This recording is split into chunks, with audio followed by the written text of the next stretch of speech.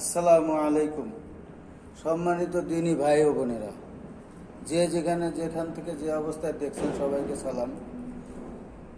আপনাদের কাছে একটাই আবেদন যে হ্যাপি নিউ ইয়ার, ওই কি বলে যেন 31st নাইট, এইটা পালন করার মাধ্যমে এক বিন্দু পরিমাণও সব হবে না, হলে কিছু গুনাহ কামাই হবে।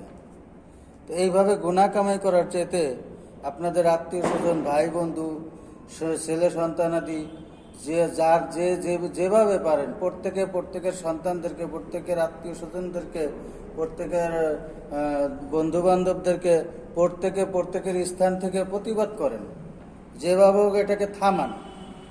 এরকম করলে কোনো ফায়দা নেই, শুধুমাত্র গুনাহ ছাড়া আর কিছু হবে না। আর 12টা বাজলেই বাকি, হ্যাঁ, পগজালায় যে ঘুমাইতে পারতাছি না, তোরা যে অকামটি করতাছ, অকামের কোনো মানে আছে? এই যে অপচয়টি যে করতাছ, কোনো মানে আছে? হ্যাঁ, টাকা পয়সা এইভাবে নষ্ট করো স্কিল লেগে।